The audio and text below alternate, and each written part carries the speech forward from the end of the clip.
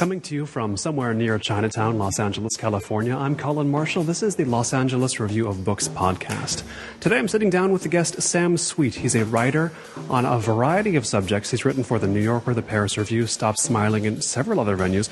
Subjects often related to the city of Los Angeles. And if you're at all a Los Angeles enthusiast, which is certainly the crowd I run with, you'll have heard of his series of, I don't know if I would call them chapbooks or booklets, short books.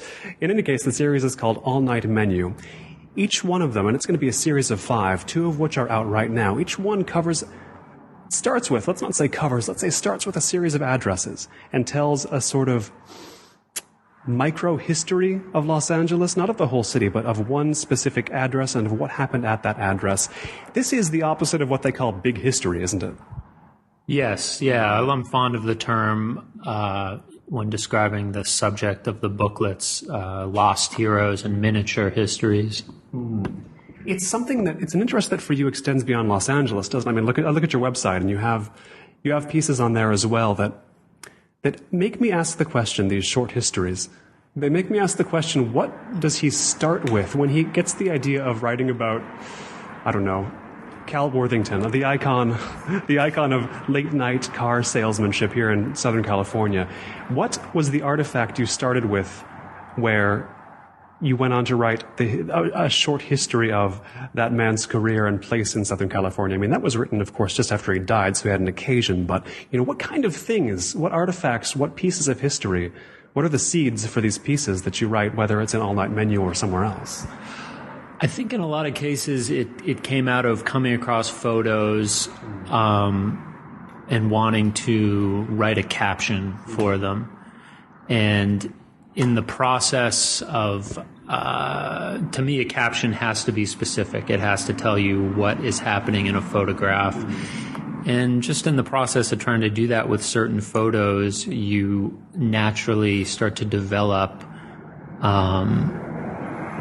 a short story in the form of a set of details.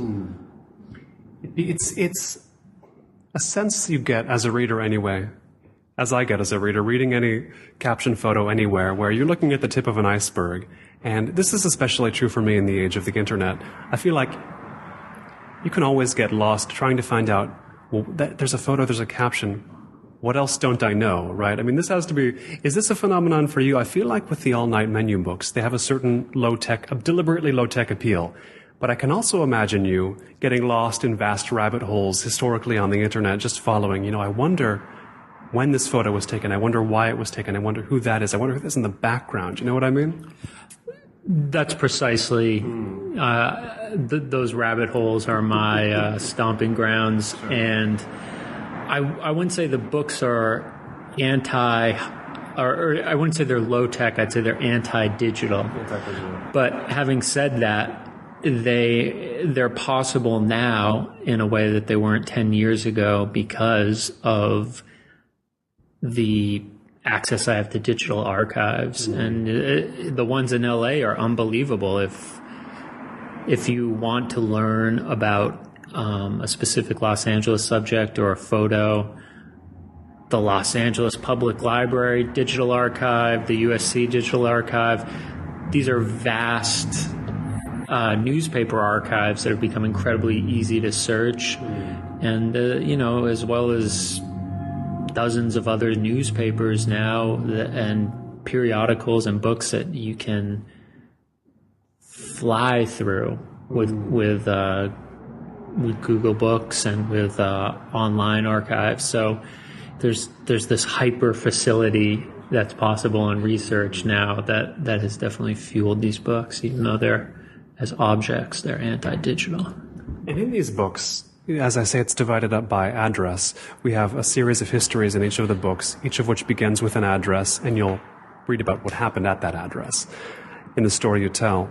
But I can't imagine the address is the thing you start with. It's never like I want to find out what happened at 5825 Melrose. You know what I mean? Do you ever just want to find the history of a building though?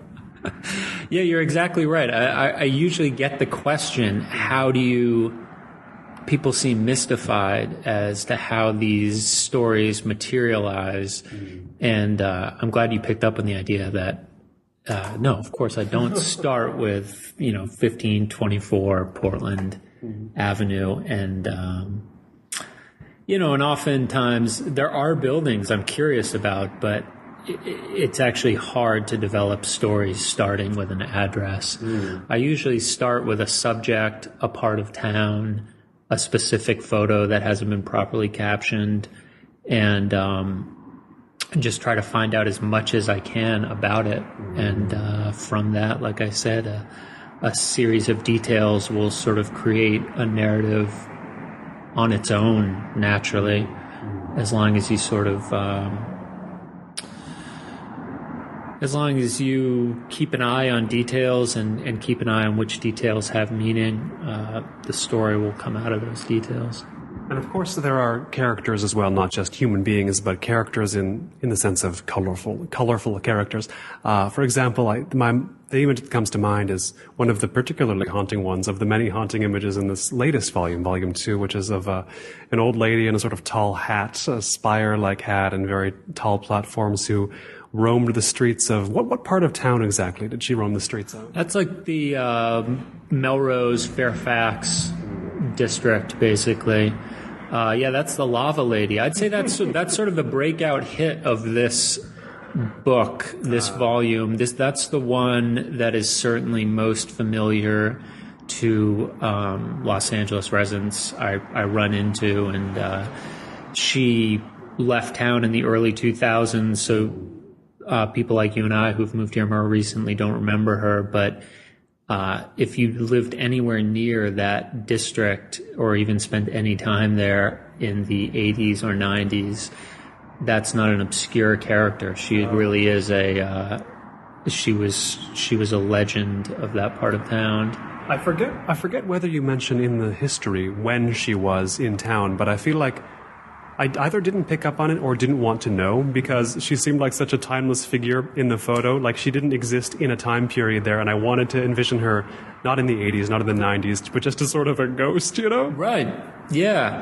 And figures like that too are in the book, not just because they're extraordinary characters who are specific to LA, but also because thematically these characters sort of tap into important ideas about what LA's character is. And, when you say colorful characters, the first thing I think of is the thing that most drives this series is character, and not just these characters in the form of people, but just the idea of what is the character of a place, what gives a place character, and what does it mean to have character, and that's just something I feel is often lacking from nonfiction writing about LA.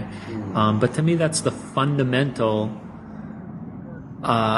way you understand something, whether it's a person or a place, is what is their character? What does that mean? I think of the characters more popularly associated with Los Angeles outside Los Angeles, and Angeline. I don't know. There's an example, or who else? Juan Dominguez. Maybe he's better known here, but he's on the side of every bus. People come away with certain characters, and they think of those as characteristic of Los Angeles. And it makes me think of the older books written on Los Angeles and Southern California generally in the 30s, 40s, 50s, 20s, describing Los Angeles as a sort of refuge for the characters of America, the sort of nuts or eccentrics, or the Amy Semple McPherson. She was Canadian, I realize. But, how much does that still hold, this idea of Los Angeles as a receptacle for America's characters? I think that's a skewed take on a true aspect of LA's culture. I mean, I think it's absolutely true that LA fundamentally allows for the outrageous to happen, and fundamentally allows for rules to be broken, and for for contradictions to occur. You know, and that climate certainly will produce its share of kooks, but I certainly wouldn't say that kooks are what make LA unique. Yeah, they never were, really. Yeah. Yeah, and also, yeah, exactly. You know, and also I love Angeline and Juan Dominguez are, I mean, we're talking heroic LA figures here, but it's a mistake to use those as emblems for the entire city rather than exponents of the city, two of many. I feel like lack of emblems is one of the things that has characterized Los Angeles this whole time, right? Or am I wrong? I think false emblems have abound. They've characterized Los Angeles, but it is not a city where one thing can stand in for the whole ever. I've never seen. Really, the booklet series is resisting the idea of emblems at all because they're proposed all the time when people are talking about LA. But I've never seen. Maybe if you can name one, but I've never seen one emblem that actually functions as a truth when it comes to talking about LA as a place.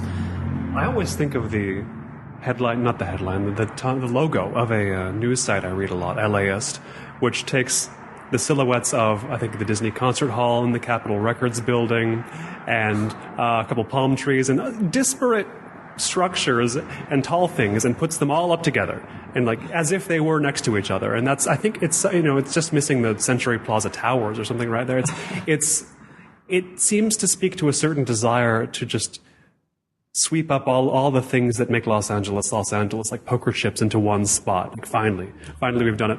But, you know, it makes me think of your article on Grand Theft Auto 5, where they created the island of Los Santos, a city that is in many respects Los Angeles, but they've made it, again, contained, an island. They've made it smaller. They've put the landmarks together.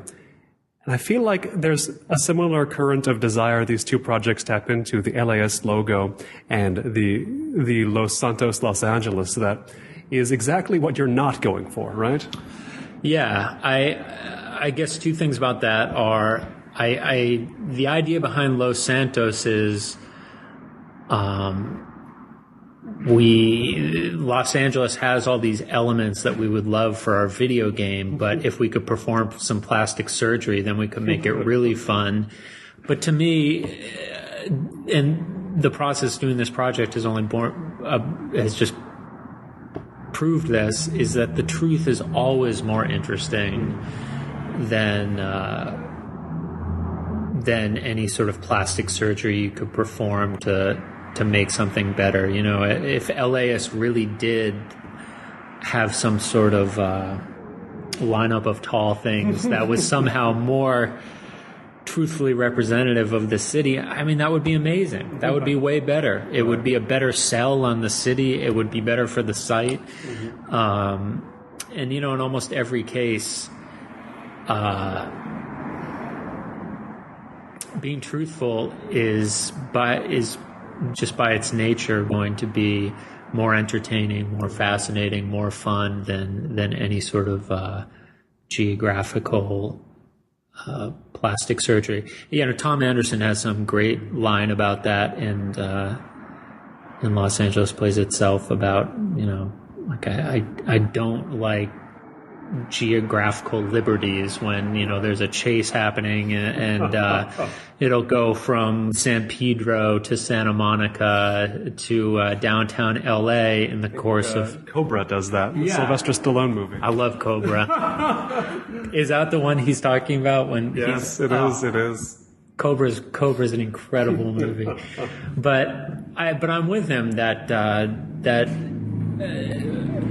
specificity is important to me as a concept, but it's just a helpful way to orient yourself, because I feel like being specific will keep you truthful, and being truthful will keep your writing interesting and as well as accurate. There is a way as well that certain truths get not forgotten, but there are true things about Los Angeles that we here forget are distinctive in Los Angeles sometimes. Some people do, some people don't, but it sometimes takes an outsider. Like the guys making Grand Theft Auto 5 are, I believe, from the UK, and they only ever see rain, and came here and were thrilled, as you write, by the light here.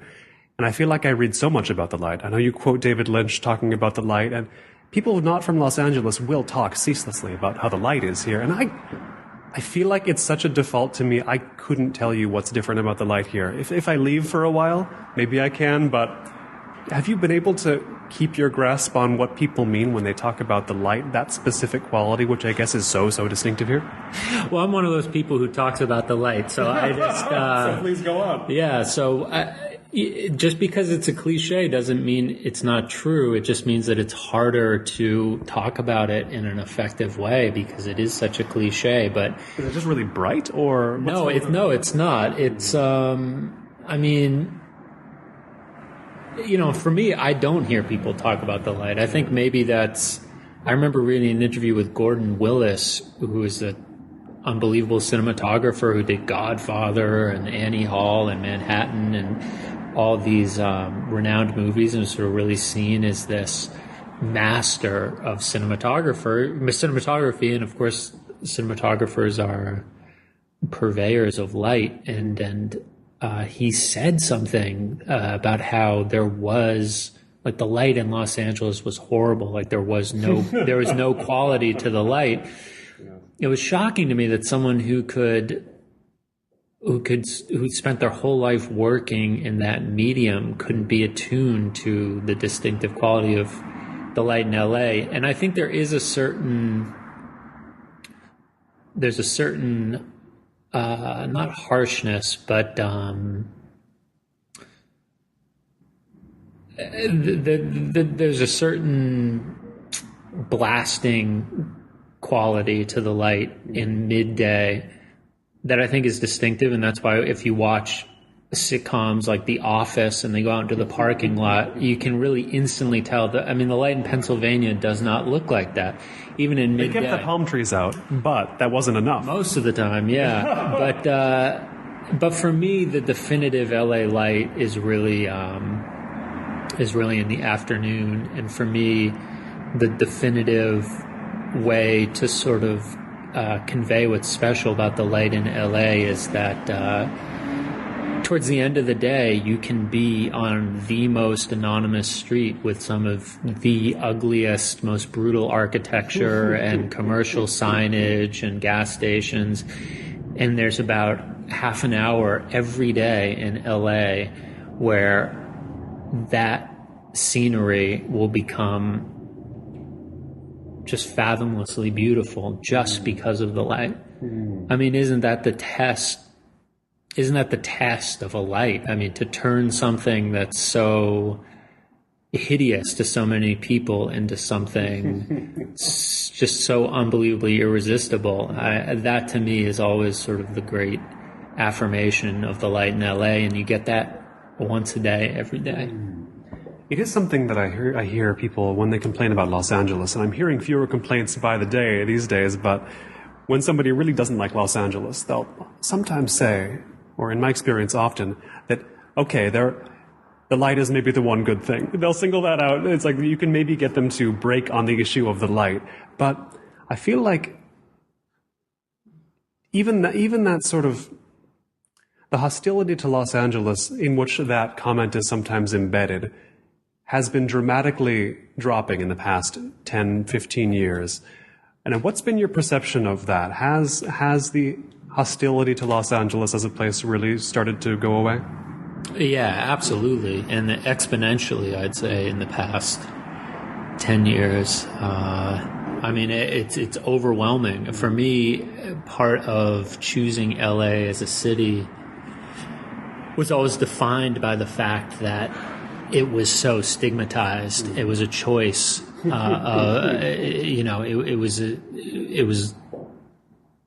was a completely stigmatized choice. I mean, I grew up in the Northeast, and to move to LA, it was so verboten that people would soon, if you decided to move to Spain or Germany, Forgive that. yeah, that would be more in line, more logical than moving to LA. What did they say was wrong with your choice to move to Los Angeles? There was never any logic behind it. It was just driven. It was just this visceral reaction, which was incredibly appealing to me. Which was just, why would you move there? Why would you move there? Just this horror, like as if I was moving to Fallujah or something. I mean, the only place that people hated as much as that was the Deep South, and that's where I lived before I came out here. And those places in the Northeast, it was treated like they were, that was like the axis of evil or something. And that was real appealing for me. And I'm sad that that's definitely changing. It's no longer stigmatized in that way. Even if those people couldn't articulate the repulsion they felt to Los Angeles, what do you think it came from? I'm sure you've thought about it. I think there's a particular sort of Northeastern antipathy that just has to do with New York being a media center for, more than 100 years, and New York sort of having to preserve itself as the hub of culture and intellect in the United States for all kinds of reasons. And I don't know, to be honest,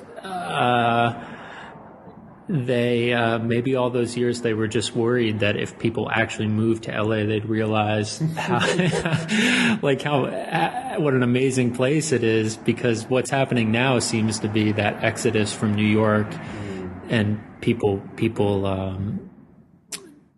it's sort of dawning on people that like, oh, wait a minute, I actually like the quality of life out here. Not just light, but life. Yeah, not just light. It's great you hear about the light though, because I don't hear, when a guy like Gordon Willis is saying there's no good light in LA, I can't imagine that I'd be running into people on the street who are attuned to that. But that's great you hear that from people. There's no light Gordon Willis wants to use. Yeah. Okay.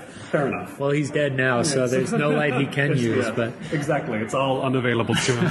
I wonder, from here, how far in your mind do you have to go before it's not Los Angeles anymore? How far outward? Right. We were talking before you turned on your recorder, and I was saying Chatsworth is part of my purview, and you recoiled a little bit. But to me, when you go north of the valley, Ventura County feels different. You said you were in Santa Barbara. Certainly it's not something that I can diagram on a piece of paper, but Ventura County feels different. Yeah. When you're in Long Beach, to me, that still feels like LA, but certainly when you go to Orange County, it's a different culture. There's something about it that it's an intuitive feeling, but it feels different. The hardest one to define is moving eastward for me, because when you're when you're eating dumplings in Arcadia, there's something essentially LA about that. There's something essentially LA about the donut hole in La Puente. And yet the San Gabriel Valley is definitely its own culture. So that is the biggest gray area. But for me, from Chatsworth to Long Beach, that to me is LA culture, and we'll call the San Gabriel Valley a gray zone. It reminds me of reading some of the books on Los Angeles that I read from the 40s, 50s, 60s, around wartime and after. The people writing about Los Angeles, even if they're skeptical about Los Angeles, they won't bring up the light necessarily, but they'll bring up the size. They'll say, wow, if you consider everything south of Santa Barbara and north of San Diego, Los Angeles, this city is huge. And they just go into, it's as if the size itself was something astonishing to them, and something, I guess it's, in a way, it's surprising that you could conceive of a place being so big, but I'm not sure why they would want to do that. Why? I mean, they're including, might as well throw in Orange County. Might as well throw in, might as well throw in until you get to where things can't grow, east. It's like, I wonder why the size itself was such a gripping thing for people for so long in Los Angeles, you know? Well, I think in the case of those people, it's like a recusal to reckon with it. If they say it's too big, it's too much, then they don't. They're excused from having to look at it and accept its character as is. I mean, what's astonishing to me is that L.A. is partially because of its size a much more intrinsically diverse city in almost every respect than, say, New York. It's diverse. I mean, it's probably the most diverse geographical major city in the United States. And, in terms of the populations, in terms of the types of culture, in terms of how all these sort of mini municipalities function and have different identities, it's diversity is not sublimated. It's very much on display. And yet there's always been that sense of Chatsworth, Downey, it's all the same thing. But you never ever hear anyone say, the Bronx, Greenwich Village, Harlem, it's all the same thing. Right. But to me, when you go to New York, that's much closer to the same thing than what we have out here. I mean, those are gridded streets with basically the same type of structures, and it would be easier to confuse that from an objective standpoint. And I just think that says so much about the bias towards LA, that its diversity is sort of, it's flaunted out here. I mean, it's explicit, it's broadcasted, and yet people can still get away with this idea that it's all just this generic mass. Even making this argument that from Santa Barbara to San Diego is one thing. I mean, that's sort of like an extraordinary, the amount of distortion and denial in that sort of view of a place. There's so much fear in it, and I couldn't tell you what the fear is, but it's an extraordinary amount of fear. You avoid the whole subject if you just say, well, it's illegitimate for reasons of its size or for reasons of anything else. Hundreds of miles of beautiful coastline and like different geographies. It's just extraordinary. It's your challenge when writing something like All Night Menu to then take that vast space with that vast diversity and then go to the ultra particular. You know, it's of course it's a question you say people ask you all the time. You know, how do you select out of all the possible stories you could tell about Los Angeles? How do you pick which ones? But that's less what I'm interested in than, I guess, the sense of how much of an actual burden do you feel to be representative of Los Angeles in any way with these books? I wouldn't say it's a burden. I would say it's one of the attractions of the projects. One of the things that makes it easy is that the LA's been so woefully represented for so many decades that there's this huge amount of space to sort of put things on the table that no one's put there before. I mean, it's extraordinary to me that, what drives the book is just going to places, to subjects, to locations where other people haven't gone or where there hasn't been interest in terms of including it as part of the city's identity and its character and its personality. And there's just no shortage, because really what's been included in the past has been so narrow and delineated. And for me, it's just very clear that cowboys in Chatsworth, surfers in Malibu, hot rodders in Southgate, longshoremen in San Pedro, handball players in East LA, and Hollywood people all have an equal stake in the character of the city. How is it? I mean, we know why it is that only Hollywood people have been sort of included in the picture, but because they make the pictures. Yeah, because they make the pictures. But and that's an amazing history. But it's not hard to. It's not hard for me at all to just invite those other characters and locations to sit at the table. It's a pleasure. Such as the lava lady.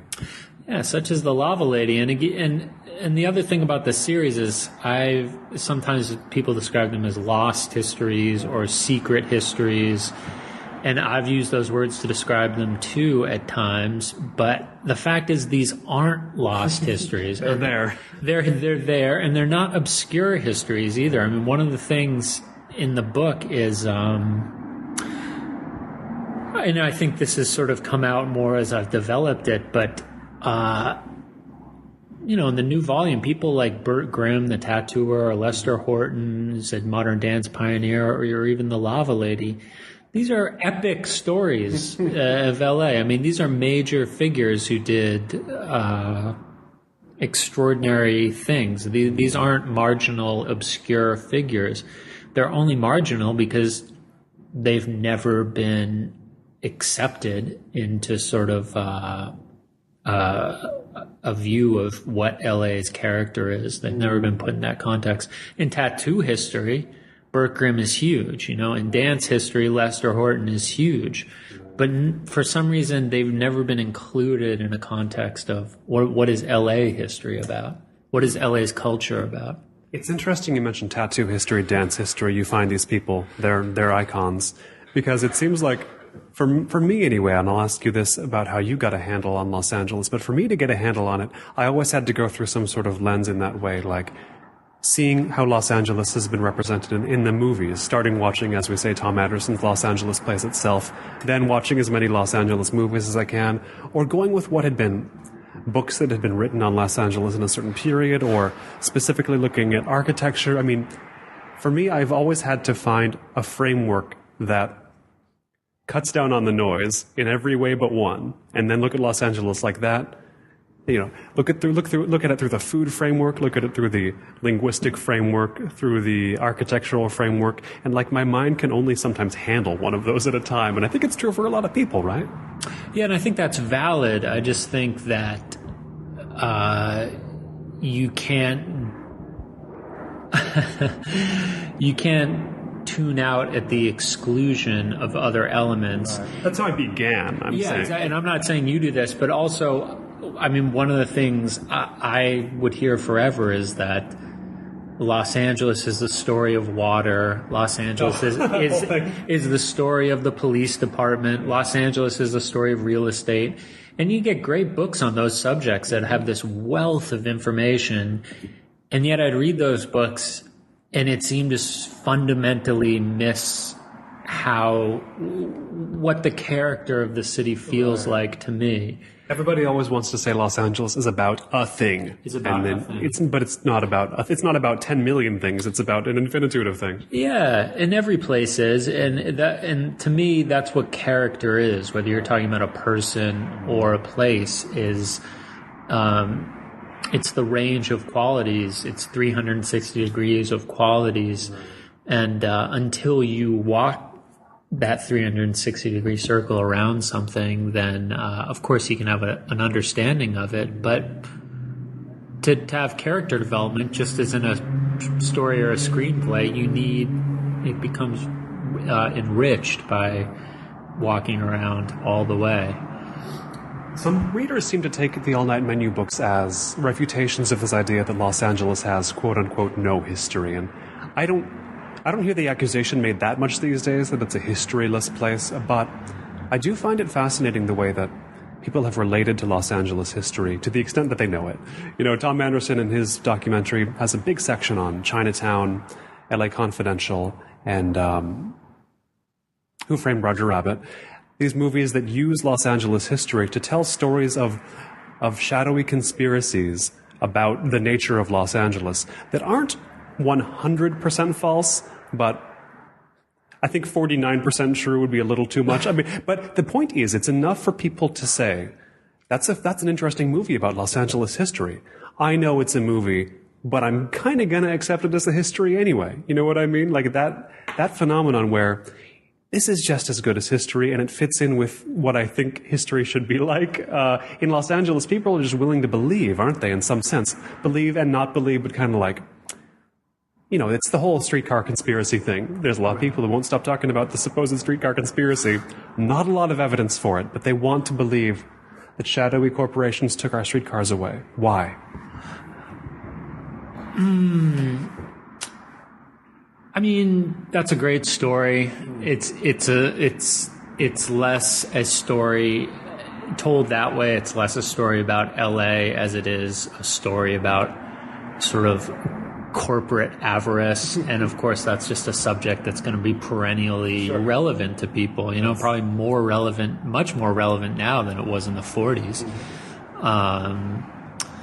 But yeah, it's true. I just am not interested in top-down understandings of things where you're sort of attracted to a theme and then, I mean, I think probably the sort of what's lacking in some of those histories is that people are more attracted to the theme than the content, than the facts. And to me, it's much better in every respect to start with something small and build the truth out from there. That's true. That's true. It is, but there's still a thread running through even movies like those beyond the sense that people like stories about corrupt police forces or streetcar conspiracies or theft of water. I mean, there's the sense that, tell me if you've sensed this at all. I feel like it's strong that, like, people kind of want to believe that Los Angeles is the result of things bad people have done. And, you know? Well, of course, but I think that a lot of that, too, is that that sort of East Coast smear campaign that has happened in LA, and it's not an either or. Of course, Los Angeles is a place where bad people have done bad things, and of course, as sort of a an isolated metropolis for most of its history, some people were allowed to play with the law out here in unique, creative, and extraordinary ways. Sure. And that's everyone from, you know, street criminals to politicians to businessmen. Right. You know, I just can't help but feel that some of that, again, is just, it's so outrageously and obviously false in its simplicity that you just have to believe it's part of some sort of some New York City sort of media smear campaign, you know? The legend of one conspiracy makes you wonder about the reality of another. Right. Well, you know, when you read about someone like Lester Horton, you're talking about,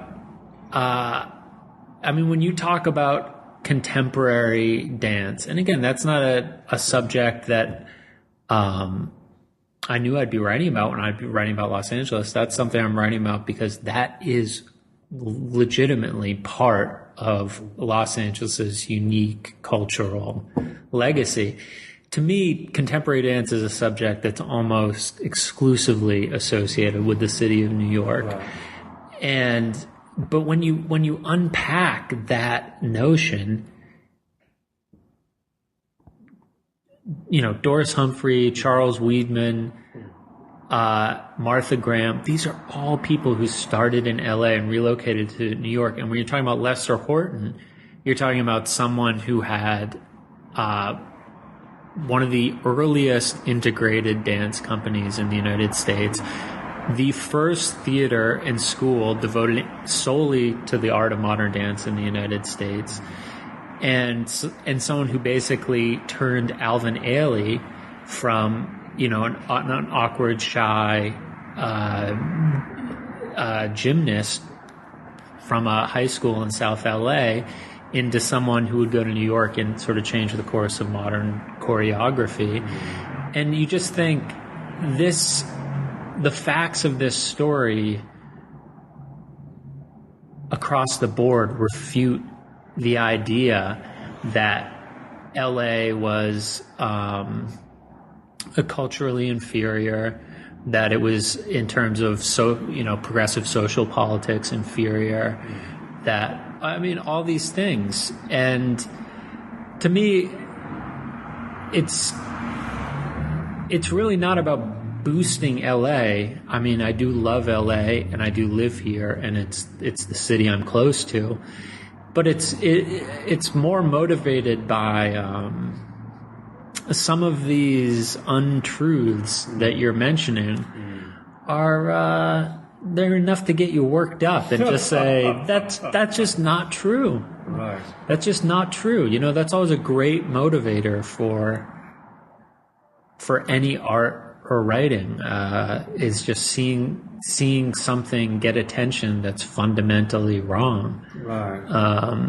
I think some of the writing is motivated by that. It seems like we're entering kind of a new age of Los Angeles boosterism now, or at least I'm seeing more of it going on.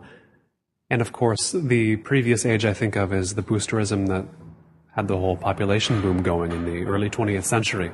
But I feel like one of the things I like most about Los Angeles is after that first wave of boosterism, the pre-noir boosterism, Los Angeles kind of went on its own steam and didn't need boosters. And I still think to an extent it doesn't need boosters, and not needing boosters has always been a good and perhaps unique quality of Los Angeles, if you know what I mean. The fact that, yeah, I could boost Los Angeles, but you're probably coming here anyway. You know what I mean? Yeah. Well, the fundamental attractions here sell themselves. I mean, no one creates the weather out here. No one creates the geography. No one creates the coastline. And you know, it like you say, it's sort of extraordinary because as many machinations, for all the machinations that created the idea of LA as this metropolis paradise, it's still fundamentally the light, the coastline, and the geography that bring people out here. And those things are not manufactured by guys in a boardroom. Those are legitimate, powerful, potent elements of why people come here. True 100 years ago, true now. It's funny you mentioned before that The Lava Lady was the breakout story from this latest volume, Volume 2, because I would have thought it would be it would have been Skateland in Compton, which is the story of this rink that only ran 4 years, but evidently every West Coast hip-hop star of a certain age started out there, it seems like. How did you come across the story of Skateland? I hope the Skateland story does break out. They're doing the NWA movie this year. Yes. And Skateland's essentially, as I understand it, not a part of it.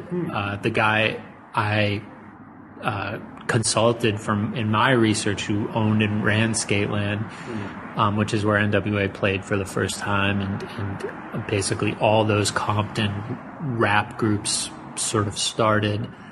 He wasn't consulted for the movie, and I'm expecting it to be sort of a passing part of the story. Whereas for me, it's much more interesting to make it the fundamental part of the story. But I started out writing about, I wanted to write about roller skating culture in LA. To me, that's something that just being here, and if you feel, and not because you're seeing people on the streets, but because in any discussion of the music out here, especially rap music, you always hear about World on Wheels, which was the skating rink right where Pico and Venice almost meet in the middle of the city. And that was sort of me, the emblematic roller skating rink, and the one I'd always read about in West Coast rap histories. And so I started researching World on Wheels, which was open until just a few years ago. But it was this is a great example of sort of a story taking a detour, because it was a much more diffuse history, because World on Wheels was owned and operated by different entities. It went through several different stages in the course of its life.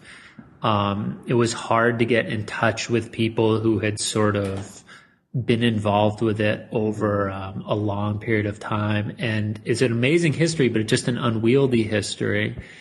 And someone I could get in touch with was Craig Schweisinger, who was this white guy from Torrance who opened the first roller skating rink in Compton in 1984. I tracked him down, and in talking to him, you could get a complete history of Skateland. And he had pictures, so there was a visual quality, and he had posters. He had posters, and it was just perfect. And the contradiction of who he was and how Skateland came to be, all of that was just perfect for the book. So it ended up being a story about Skateland and not World on Wheels.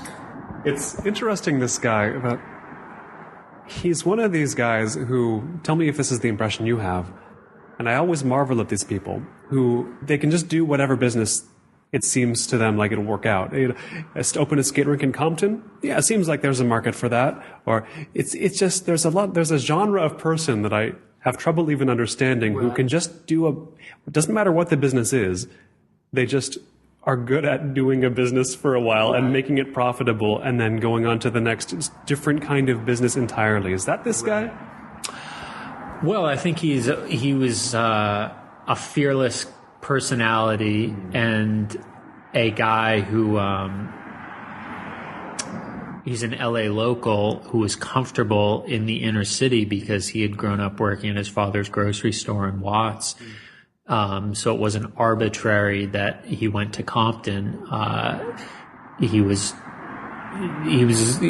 a smart businessman, though. You're right. I mean, I don't have that facility with business where I can. If I loved skating, starting a skating rink is a logical business decision. But just because it seems like that's a good business, I'll do that. I can't fathom that. He was a business guy, though. He was in real estate at that time, and he's a businessman in the sense of if he wants to get it for a nickel and sell it for a dime. Right. Whatever it may be. And that's what I love about this story is that from something sort of a unique confluence of circumstances, one of them being this white guy from Torrance who's looking at commercial real estate opportunities, happens to be comfortable in Compton because he grew up at his father's store in Watts, happens to be looking at the late 70s when there's a huge skating boom in inner city LA,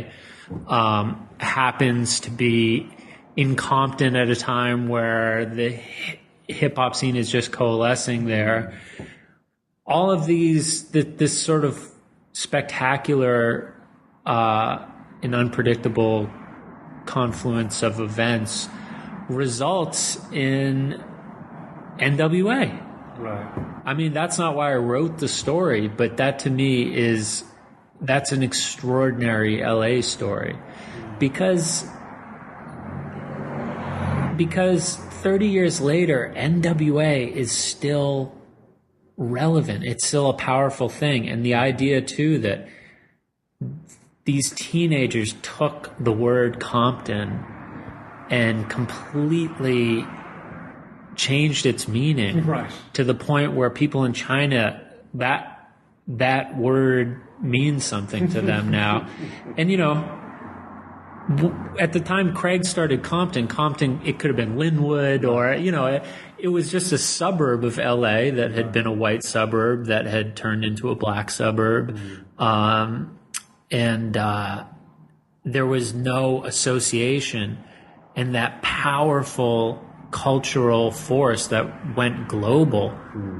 I mean, it's such an amorphous thing now. The idea of Compton rap, gangster rap, that it started not in one town, not on one street, but in one location. Right. You can trace it to there, and not only that, but that the truth of that location, when you look closely at it, contains so many different strands of LA history. And that to me is that's one of my favorite stories in the series, and that's why it's at the end of this new volume. It's just the perfect example about how, by focusing on this one location, you can actually tangibly understand all the strange, contradictory, and wonderful forces that create a unique culture in a place. How often do you get to talk to direct participants in stories like this Craig fellow, or anybody who bore witness to what you're writing about? I'm sure you've talked to people who met the lava lady, for example. Right. But how often does that happen? Is that possible? Not often. Not often. I mean, people who were born in the 40s are dying now. Right. So there's a statute of limitations on histories. And for instance, in the tattoo history, there was a couple people who had died in the last few years.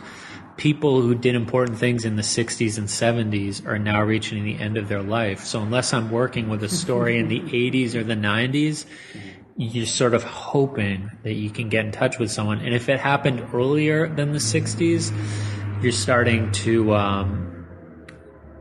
look at a generation that most likely has died in the past 10 years. So it's very unusual to meet someone like Craig, who ran Skateland.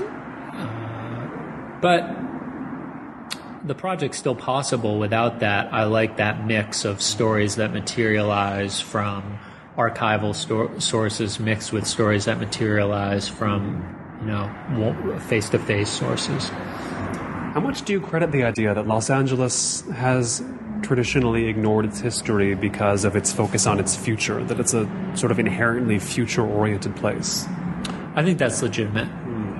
What I always find myself wondering about, at least in my own attitude to Los Angeles, is how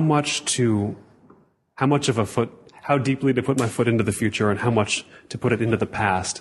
It seems like you're always sort of doing that balance in Los Angeles, or one always is, because especially now, it's not hard to look 10, 15 years in the future, and even I just say to myself, hey, the subway's going to go to La Cienega, it's going to be great, Brave New World.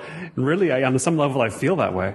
But I don't know how much I'm just another person, just another Angelino who's deluded by their ideas of what the future's going to be here. You know what I mean? Like, how you never know how much to credit what the future of Los Angeles is. It looks pretty bright now, but it probably looked bright in 1970, and I don't know if I would want to have lived in Los Angeles in the 80s and 90s necessarily. You know what I mean? Yeah, I think you're right. It's an awkward growth in evolution in cities as the result of an awkward, uncomfortable collision of forces. And I mean, it's always hard for me to put words to this because it I don't want to sound callous, but I don't look at the city in a political way, and I don't look at it in a moral way, at least in a politically moral way. And I find that the idea of progress has a lot of deep political and moral implications in it. And not that I would excuse myself entirely from that conversation, but to me, the book isn't about passing judgment on what's good in the city and what's bad in the city, where the city should go, where it shouldn't go. It's more just about reading the city. And as someone who likes stories, I like when uncomfortable, awkward, complicated things happen. And I like seeing that in a story, and I think good culture comes out of those uncomfortable collisions. But I can definitely agree with you now in the present. It can be harder to experience that when you're subject to it personally than when you're understanding it as sort of a historical narrative. Right. I mean, I wonder all the time what it means to live in the present in Los Angeles, considering half the time I'm thinking about the history of it, half the time I'm thinking about the future. Right. And I don't know, I'm not even sure how to conceive of just being in the present, and yet for so long Angelinos have been accused of only living in the present, you know? Right. Yeah, it's an interesting point you bring up. I don't, I mean, people have, I had a friend say to me that I had more than a respect for the past, that the book showed more than a respect for the past, that it showed this veneration for the past. And to me, I was horrified by that. It doesn't sound like a good thing. Oh my God. I think he was trying to be complimentary, and I thought, I mean, I can't think of anything worse he could say about someone than that. And I've never conceived of the book in terms of nostalgia, or even in terms of being a historian. I don't consider myself a historian. I don't consider historiography a primary interest. I'm interested in the character of a place and what creates the character. And to me, in the same way that knowing who your parents are and what they did for work enriches my understanding of who you are now and would enrich my conversation with you, understanding a place is no different. To me, it's inextricably, not even inextricably, but it's this fluid interaction between the past and the present in LA. There is no sort of like, the future I'm more uncomfortable with, to be honest. Really? But to me, the present and the past are completely fluid and intermingling in people as in places. And the book really comes out of sort of enriching my present experience of LA and understanding the present character of LA by looking at what has come before in the same way you would as with a character. You don't have to do that. I don't have to know what your grandfather did for work for us to be close, but knowing that enriches my experience of talking to you now. And to me, this kind of work that I do is just another form of that. And back at the beginning, I mentioned that the Lava Lady picture was one of the more haunting ones that I recall, of several haunting pictures. But I wonder, I mean, I feel like this word has been applied elsewhere to All Night Menu. Did you envision these images and these short histories coming together to give the series a sort of haunting character? Well, first off, those photos were taken by this photographer, Oscar Jimenez, and he took a bunch of photos of the Lava Lady that are extraordinary, and I was lucky he let me use those for the series, so I want to credit him with those. I really did want just something eerie at the beginning of Volume 2. I thought I might find I was actually hoping I could find a ghost story or sort of an urban legend of some sort. And it was really hard. And again, like that came out of more of wanting a certain tone and a certain element included. And it was really hard to find stuff that didn't have to do with, silent film actress hauntings. It's really corny stuff. I wanted something from a neighborhood that people still talked about, and it was really hard to find something. And then I came across the Lava Lady story, which had that element, and again was perfect for what I do on a lot of levels. I'm glad you say it. There's an eerie, haunting quality to the characters. I like that quality. I like it in stories. To the books themselves, I mean. And I like it in stories. I like it in cities. But I don't look for that quality. To me, it exists in interesting places inherently. But what I do look for, I was glad you say, we talk about images. A lot of these stories, they sort of grow out of one image. Like in the first book, there's a story about the Velzy Jacobs shop, which was the first proper surf shop in LA. It was under an oil derrick on the Venice Peninsula. And in reading about Velzy's life, there was someone described them projecting some of the earliest surf movies onto the side of the building, and the local kids, there was no TV back then, no even no real surf movies. These were just basically Belzy got copies. You can only imagine like how special this was to see motion pictures of waves in Hawaii. And that's one of the reasons people would come to the shop, because Dale Velzy had those things. So he's projecting them up on the side of the building at night, and kids would get so excited that they'd climb the oil derrick and ride the pump. And I love that image. Yes. And to make these stories work, you really need that image. That, and again, that to me is more.